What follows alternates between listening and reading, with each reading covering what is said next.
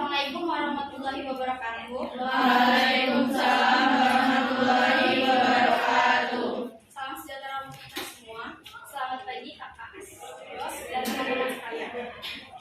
Kami dari kelompok 2 terdiri dari saya, Hafal Tunfus, dengan NPM 2213036 sebagai moderator. Memperkenalkan diri, nama saya Estedelita dengan NPM 2213038 sebagai presentator. Saya Rita Cecilia Francisca dengan NPM 22130320111 sebagai presentator.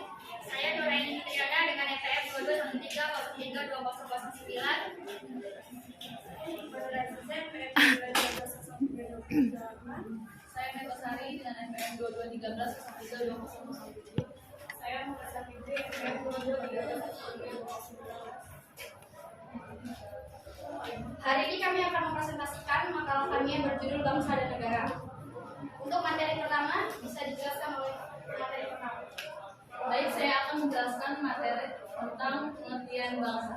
Bangsa adalah sekelompok orang yang memiliki adat istiadat, asal-usul, bahasa, dan sejarah yang sama serta berkepemimpinan sendiri. Bangsa sendiri ialah sebuah kelompok yang terdiri dari.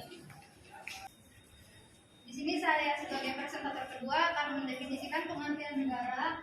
Menurut Kamus Besar Bahasa Indonesia, pengertian negara dibagi menjadi dua. Yang pertama, negara adalah suatu organisasi yang memiliki tingkat kepuasan tertinggi dan ditaati oleh masyarakat. Yang kedua, negara adalah suatu kelompok sosial di bawah organisasi, lembaga, partai politik, dan juga pemerintahan yang berdaulat. Selain itu, pengertian negara juga didefinisikan oleh beberapa ahli, seperti Roger yang menyatakan bahwa pengertian negara adalah alat untuk mengatur persoalan-persoalan bersama masyarakat. Kemudian Max Weber yang mengatakan bahwa negara adalah suatu masyarakat yang memiliki hak monopoli dalam penggunaan kekuasaan fisik secara sah di dalam suatu wilayah. Terima kasih. Terima kasih penjelasannya, Esti. Untuk materi selanjutnya akan dibacakan oleh kita sendiri. Selanjutnya adalah unsur-unsur terbentuknya negara. Jadi unsur-unsur terbentuknya negara itu terbagi menjadi 4. Yang pertama, wilayah. Yang kedua, rakyat. Yang ketiga, pemerintah yang berdaulat. Dan yang keempat adalah pengakuan dari negara lain. Untuk wilayah itu terbagi menjadi 2. Yang pertama, wilayah daratan dan lautan. Rakyat adalah kumpulan manusia yang hidup bersama dalam suatu masyarakat penghuni suatu negara. Meskipun mereka ini mungkin berasal dari keturunan dan memiliki kepercayaan yang berbeda. Yang ketiga adalah pemerintahan yang berdaulat. Dalam arti luas, pemerintah adalah gabungan dari semua badan kenegaraan, yaitu eksekutif, legislatif, dan yudikatif yang berkuasa memerintah di wilayah suatu negara. Dan yang keempat adalah pengakuan dari negara lain. Pengakuan oleh negara lain didasarkan pada hukum internasional. Pengakuan itu bersifat deklaratif atau evidenter, bukan konstitusi. Baik. Terima kasih penjelasannya. Kita untuk materi selanjutnya akan dibacakan oleh Fitri. Baik, selanjutnya yaitu bentuk negara Indonesia. Negara Indonesia merupakan bentuk negara kesatuan. Negara kesatuan yaitu bentuk negara yang sederhana tetapi menghasilkan negara yang berdaulat baik dalam atau luar. Terdapat beberapa ciri-ciri negara kesatuan yaitu terdapat pemerintah pusat yang memiliki kedaulatan baik ke dalam atau keluar. Yang kedua yaitu terdapat suatu undang-undang dasar yang berlaku di seluruh wilayah negara. Dan yang ketiga yaitu terdapat satu kepala daerah kepemerintahan. Dan yang terakhir yaitu terdapat suatu badan rakyat pemerintah. Negara kesatuan adalah sudah dianut oleh Indonesia sejak proklamasi kemerdekaan Indonesia tanggal 17 Agustus 1945. Negara kesatuan adalah bentuk negara yang sifatnya tunggal dan tidak tersusun atau terbagi dari beberapa negara yang memiliki kedaulatan atau terbagi dari beberapa negara yang memiliki kedaulatan dan kewenangannya berada pada pemerintahan pusat. Hal ini sesuai dengan pasal 1 ayat 1 Undang-Undang Dasar 1945 yang berbunyi negara kesatuan Indonesia yaitu berbentuk republik. Dan ayat kedua yaitu kedaulatan berada di tangan rakyat dan dilaksanakan menurut Undang-Undang Dasar. Kedaulatan berada di tangan rakyat artinya Indonesia menganut sistem demokrasi yang dalamnya menjalankan pemerintahannya. Terima kasih penjelasannya Fitri. Untuk materi selanjutnya akan dijelaskan oleh Ima. Baik, selanjutnya proses terbentuknya negara. Asal mula terbentuknya suatu negara dapat dibedakan menjadi 3 proses. Yang pertama secara primer, yang kedua secara sekunder, dan ketiga secara teoritis. Yang pertama secara primer, terjadinya diawali dengan adanya keluarga yang memenuhi kekuasaan masing-masing. Adapun tahapannya yaitu persekutuan masyarakat atau suku, kerajaan, negara, dan negara demokrasi. Yang kedua, secara sekunder, terjadinya suatu negara lebih pada pendekatan nyata atau kenyataan. Terdapat macam-macam asal mula terjadinya negara sekunder yaitu proklamasi, separatis, invasion, sesi, fusi, aktivase, dan penduduk atas wilayah yang belum ada pemerintah sebelumnya. Yang ketiga, secara teoritis. Terdapat beberapa teori tentang terbentuknya negara, yaitu teori tentang sosial, teori kekuatan, teori ketuhanan, teori historis, kedaulatan hukum. Terima kasih penjelasannya Ima. Untuk materi terakhir akan dijelaskan oleh Baik, materi terakhir yaitu proses terbentuknya negara Indonesia. Proses terbentuknya bangsa dan negara Indonesia melalui suatu proses yang begitu panjang. Sejak masa sebelum bangsa asing menjajah Indonesia seperti masa kejayaan Kerajaan Kutai, Sriwijaya, Majapahit, dan kerajaan-kerajaan lainnya. Kemudian datanglah bangsa asing ke Indonesia, maka bangsa Indonesia saat itu bertekad untuk membentuk suatu persekutuan yang disebut bangsa. Sebagai unsur pokok negara melalui Sumpah Pemuda pada tanggal 28 Oktober 1928. Prinsip-prinsip negara Indonesia dapat dikaji melalui makna yang terkandung dalam pembukaan Undang-Undang Dasar 1945. Kita dapat mempelajari serta menelaah dokumen kenegaraan Indonesia. Di antaranya adalah pembukaan Undang-Undang Dasar 1945, terutama pada alinea 1 sampai 3, yang dapat dijelaskan sebagai berikut. Alinea 1 menjelaskan tentang tata belakang terbentuknya negara dan bangsa Indonesia. Alinea 3 menjelaskan tentang kedudukan kodrat manusia Indonesia sebagai bangsa yang religius. Baik, sekian penjelasan dari kami. Jika ada yang ditanyakan, kami persilakan. Dari materi yang sudah dijelaskan tadi mengenai bangsa dan negara, saya ingin bertanya, apa sih bedanya antara bangsa dan negara? Sekian, terima kasih. Baik, sebelumnya izin memperkenalkan diri, saya Aisyah Suciningrum, NPM 2213-32024. Seperti yang sudah dijelaskan oleh rekan Nur tadi, bahwasannya kedaulatan berada di tangan rakyat, itu kan tinggi. Terus sangkutannya dengan yang sudah dijelaskan tadi itu, mengapa bisa hakikat negara itu bersifat memaksa dalam materi ini? Terima kasih. Baik, sebelumnya izin memperkenalkan diri, saya Feni Sundari dengan NPM 2213-32032. Izin bertanya, menjelaskan maksud dari konsep dasar wilayah kelautan. Terima kasih. Isi waktu untuk menjawab.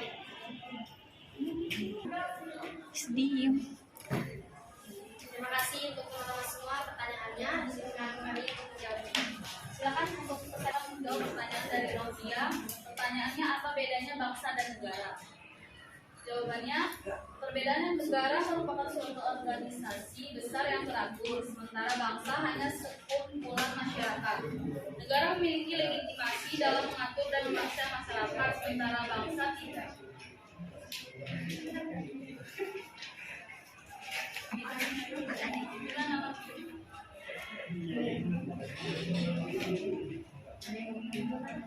Apakah ada yang mau menambahkan?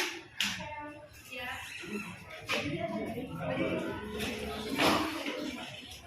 Jadi bisa menambahkan jawaban dari Metaforis. Tadi mereka bilang bangsa adalah sekumpulan masyarakat, kan? Nah, di sini saya mau menambahkan bahwa rencana kumpulan masyarakat yang membentuk negara disebut sebuah bangsa. Dan dapat disimpulkan bahwa pada dasarnya bangsa adalah rakyat yang telah mereka untuk membangun masa depan bersama. Terima kasih. Kita bahas lagi. Dan tidak ada, kita akan selanjutnya untuk menjawab pertanyaan yang kedua. Akan dijawab oleh Nuraini. Baik, tadi pertanyaan dari saudari Cia yaitu salah satu unsur terbentuknya negara adalah lautan. Apa? Baik, tadi pertanyaan dari saudari Cia yaitu salah satu unsur terbentuknya negara adalah lautan. Apa yang maksud dari konsep dasar wilayah lautan? Baik, konsep wilayah lautan itu terdapat dua, yaitu konsep res nullius dan konsep res communis. Konsep res nullius yaitu konsepsi yang menyatakan bahwa laut dapat diambil dan dimiliki oleh setiap negara. Dan konsep res komunis yaitu konsepsi yang beranggapan bahwa laut adalah milik masyarakat dunia, tidak dapat diambil atau dimiliki oleh setiap negara. Cukup? Ada tanggapan lagi nggak? Apakah dari kalian ada yang ingin menambahkan atau menyanggah jawaban dari presentator kami?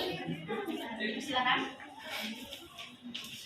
Yang ingin ditambahkan atau disanggah, untuk selanjutnya kami akan menjawab pertanyaan terakhir dari saudara Aisyah yang menjawab oleh dosen. Baik, di sini saya akan menjawab pertanyaan dari saudari Aisyah yang mengapa hakikat negara bersifat memaksa. Ini karena setiap negara memiliki kekuatan fisik secara legal yang berarti semua peraturan perundang-undangan yang berlaku harus ditaati sehingga kemakmuran dan ketertiban negara tercapai. Apakah saudari Aisyah sudah jelas? Memberikan contoh undang-undang yang memaksa itu dalam hakikat negara itu yang seperti apa? Atau contoh bisa dibacakan? Ya. Baik, saya akan menjawab pertanyaan dari saudari Aisyah. Pertanyaannya, contoh undang-undang yang bersifat memaksa ya. Contohnya yaitu terdapat pasal 22 UUD 1945 yang terdiri atas 3 ayat. Ayat pertama yaitu dalam hal kegentingan yang memaksa, Presiden berhak menetapkan peraturan pemerintah sebagai pengganti undang-undang. Ayat kedua yaitu peraturan pemerintah harus mendapat persetujuan DPR, dan ayat ketiga yaitu jika tidak mendapat persetujuan DPR maka peraturan pemerintah itu harus dicabut.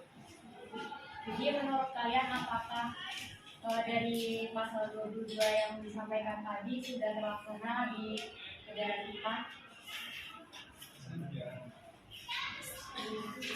Yes. Pusing nih Pak. Yang sudah itu seperti apa dan yang belum itu yang seperti apa? Yes.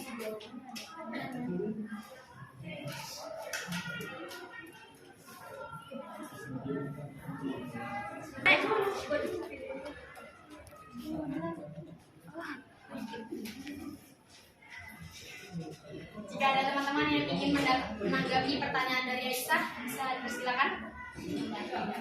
Menanggapi pertanyaan dari Aisyah tadi, bahwasannya ada yang terlaksana dan belum terlaksana. Kita ambil saja contoh dari anak anggota Ditjen Pajak RI yang sekarang ini.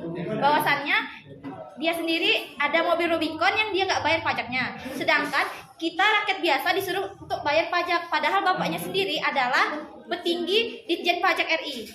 Itu adalah salah satu contohnya menurut saya. Itu contohnya. Dia kan anaknya nggak bayar pajak, sedangkan bapaknya itu petinggi pajak. Nah, sedangkan kita rakyat kecil harus membayar pajak. Pertanyaannya itu dari pasal itu yang sudah terlaksana apa dan yang belum terlaksana apa? Ya itu yang terlaksana kan kita sebagai Dan itu warga dari negara. pasal berapa? Pasal yang disebutin tadi 22 ayat. Ayat berapa? 22 ayat 22 apa tadi? 22 ayat 1. Ayat 1 dan 2 dan 3. Ada 3 Di antara ya, tapi kan pasal 22 ayat 1, 2, 3 itu dalam hal ihwal kepentingan yang memaksa, Presiden berhak menetapkan peraturan pemerintah sebagai pengganti undang-undang. Yang kedua yaitu peraturan pemerintah itu harus mendapat persetujuan Dewan Perwakilan Rakyat. Yang ketiga, jika tidak mendapat persetujuan Nah, pasal 123 ini menurut saya kurang cocok untuk disampaikan dari masalah yang aku jelaskan tadi. Terus tadi rekan Nur Hayati kan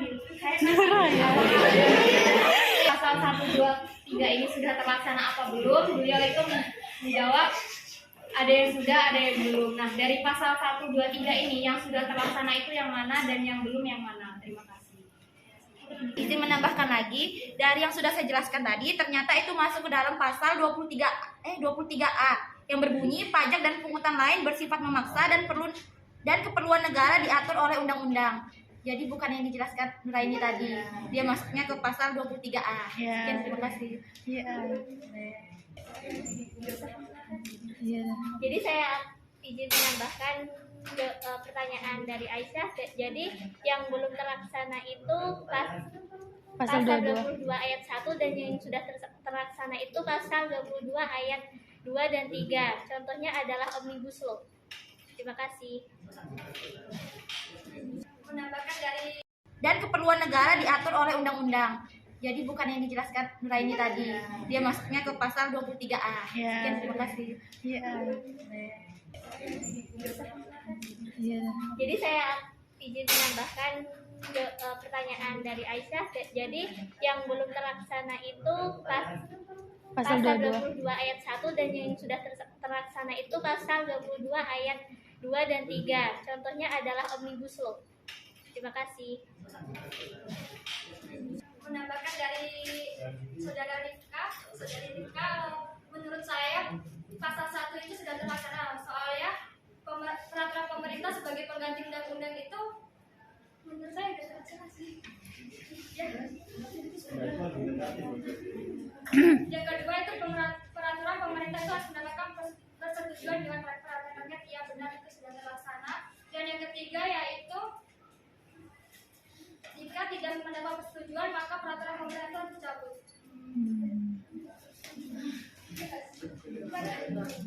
Belum sih. Itu kalau menurut saya itu belum pasal 3. Udah.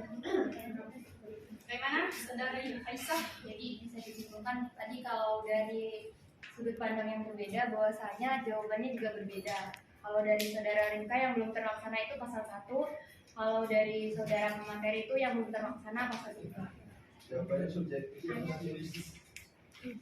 Udah. Terima kasih. Sekian pembahasan dari kami. Dapat disimpulkan bahwa